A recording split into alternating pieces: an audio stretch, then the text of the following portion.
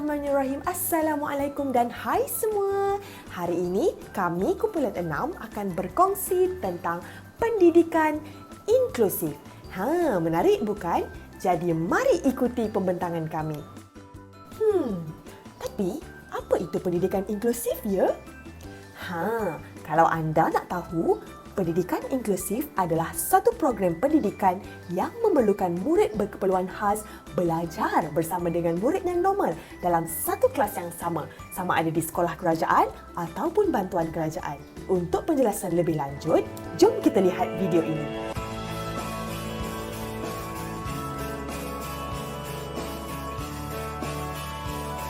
Sekolah ini mempunyai pendidikan khas sebanyak 5 kelas yang diketuai oleh Encik Muhammad Azani Syam bin Muhammad Ali sebagai penolong kerana pendidikan khas, dibantu oleh seramai 6 guru dan 4 pembantu pengurusan murid, di mana majoritinya adalah murid bermasalah pembelajaran. Lahir daripada program contohnya Linus, di mana ada murid yang didapati slow learner ataupun bermasalah pembelajaran, kita akan terima untuk ditempatkan di SK Jangkanaru. Untuk pelajar-pelajar pendidikan khas ini, kita perlukan buat saringan. Jadi apabila dia telah mencapai tahap yang kita putuskan, dia boleh dimasukkan dalam kelas inklusif, barulah kita akan masukkan kelas inklusif. Bagi yang tak mencapai tahap, dia akan teruskan dalam kelas pendidikan khas. Sebagai guru aliran perdana, saya membantu murid-murid pendidikan khas ni dengan secara bimbingan secara individu. Kemudian kita akan bawa dia bergaul bersama-sama murid aliran perdana supaya dia tak rasa diri dia terpencil atau dipinggirkan. Mereka melibatkan diri sama rata dari segi koko, dari segi uniform. Kita layan dia seperti pelajar-pelajar yang normal. Untuk mendapatkan maklumat yang lebih lanjut, kumpulan kami iaitu kumpulan 6 telah menjalankan satu sesi temu bual atas talian bersama seorang guru besar di Sekolah Pendidikan Khas. Kawan-kawan, mari kenali responden kami. Nama responden kami ialah Puan Hajah Roslina binti Ahmad dan beliau memegang jawatan sebagai Guru Besar di Sekolah Pendidikan Khas Pertuturan Q di Kuala Lumpur. Kalau kawan-kawan nak tahu, beliau memegang kelulusan Sarjana Muda Komunikasi Media dari American University Washington DC, United States of America. Hebat bukan? Bagi perkhidmatan beliau pula, beliau telah berkhidmat sebagai guru besar sejak tahun 2003 apabila sekolah tersebut didaftarkan sebagai sekolah swasta. Beliau juga merupakan seorang penceramah kaedah pertuturan Q yang dipelopori oleh Persatuan Kebangsaan Pekat Malaysia sejak tahun 1995. Soalan 1. Berdasarkan pengalaman cikgu di dalam pendidikan inklusif, bolehkah cikgu ceritakan mengenai proses pembelajaran yang dialami? Dalam proses pembelajaran, konsep Buddies telah diamalkan dan memberi kesan-kesan positif untuk murid berkelainan upaya. Akan tetapi, ada dalam kalangan mereka yang tidak dapat mengikut tempo pembelajaran pelajar normal dan responden berpendapat pelajar MBK sewajarnya ditempatkan dalam pendidikan khas. Soalan kedua. Apakah cabaran paling besar pernah cikgu terima sepanjang tempoh mengajar? Cabaran yang utama sekali ialah penguasaan bahasa kerana MBK mengalami kesukaran untuk memahami semasa dalam sesi pembelajaran. Ini juga disebabkan sikap ibu bapa yang tidak melatih anak-anak ini sejak kecil. Di England, ianya berbeza kerana ibu bapa yang dapat mengesan anak-anak kelainan upaya akan terus bertindak mendapatkan nasihat dan bantuan daripada pihak yang berwajib. Soalan ketiga. Bagaimanakah penggunaan alat bantuan mengajar dapat mengatasi kelemahan murid semasa proses pembelajaran bagi menghasilkan PDPC yang berkualiti? Dengan menggunakan lakonan dan gambar raja, ini dapat membantu pelajar yang mempunyai masalah pendengaran mudah tangkap dan faham apa yang disampaikan oleh guru. Oleh itu, murid-murid pendidikan inklusif memang memerlukan dan bergantung kepada alat bantu mengajar yang betul-betul bersesuaian dengan jenis kecacatan mereka serta terapi dan alat-alat keperluan yang sesuai. Soalan yang keempat, Boleh cikgu kongsikan teknik-teknik khas yang digunakan dalam sesi PDPC? Video selepas ini akan menunjukkan contoh pertuturan Q. Hello, nama saya ialah Raja Adli. Saya seorang yang cacat pendengaran. Guru hendaklah menguasai pelbagai teknik komunikasi secara menyeluruh untuk digunakan dalam sesi pembelajaran pendidikan inklusif. Bukan itu sahaja, susun atur dalam kelas juga memainkan peranan yang besar dan juga pengamalan body system.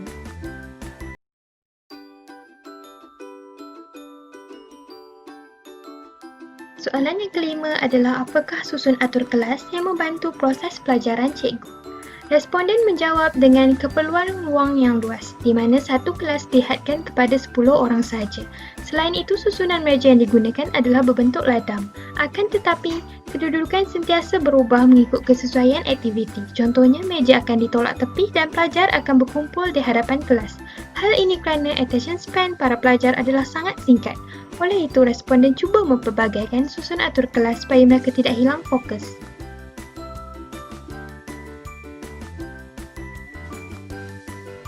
Soalan yang keenam, melalui dasar penolakan SIFA, apakah pandangan cikgu mengenai pendidikan khas? Responden menegaskan bahawa setiap pelajar berhak untuk belajar. Selain itu, guru memainkan peranan penting dalam meneraju pendidikan yang baik untuk murid berkeperluan khas. Seperti contoh di Amerika dan England, guru-guru arus perdana sudah dilengkapkan dengan kemahiran seperti kemahiran Q untuk mengajar murid berkeperluan khas. Kontras dengan Malaysia yang mana guru arus perdana adalah khas untuk murid arus perdana dan guru pendidikan khas pula untuk murid berkeperluan khas sahaja. Bahkan, segelintir guru arus perdana tidak akan menerima murid berkeperluan khas di dalam kelasnya kerana mereka dianggap sebagai satu gangguan. Kebanyakan murid berkeperluan khas yang dimasukkan ke kelas arus perdana akan merasakan perbezaan yang ketara dan tidak dapat memberi respon yang baik di dalam kelas. Bagi menangani masalah ini, guru perlu klasifikasi kekurangan murid supaya dapat membentuk rancangan pelajaran yang dapat diikuti dan diterima oleh semua murid.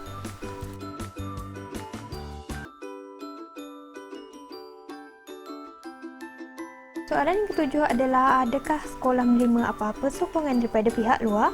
Responden memberitahu bahawa sekolah beliau dinaungi oleh Persatuan Kebahasaan Pekat Malaysia dan merupakan anak angkat kepada TV3. Sekolah beliau juga mendapat geran sebanyak RM120,000 setahun daripada Kementerian Kebajikan Masyarakat dan memberi allowance sebanyak RM150 kepada setiap pelajar.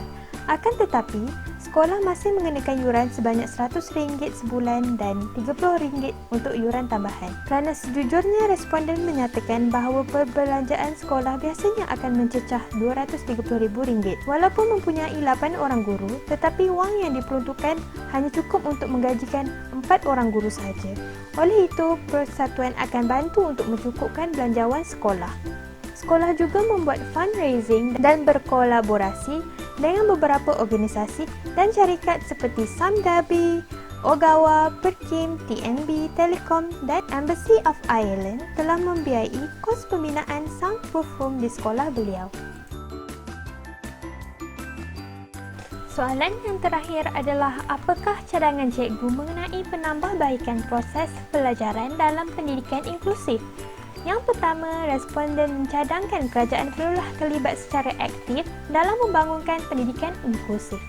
Yang kedua, kerajaan perlulah peka pada pelajar pendidikan khas dengan mengutamakan minat mereka dalam lakar struktur kurikulum. Yang ketiga, kerajaan hendaklah melaburkan dana yang mencukupi.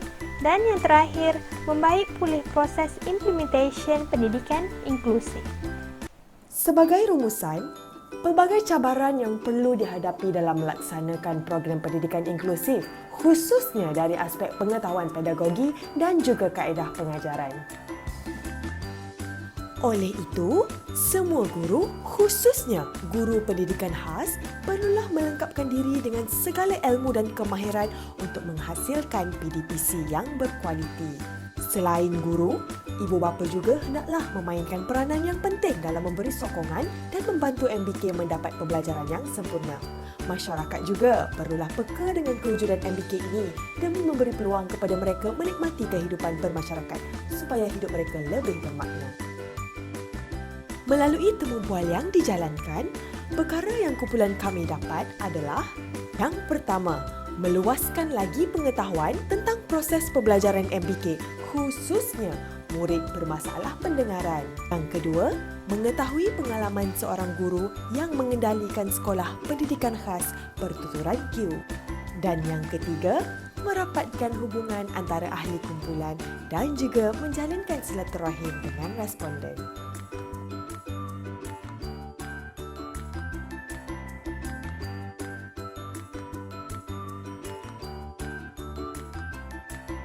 Akhir kata, kami ingin mengucapkan terima kasih kepada semua pihak yang terlibat dalam penghasilan video ini. Semoga video ini dapat memberi manfaat pada anda semua. Sekian, terima kasih.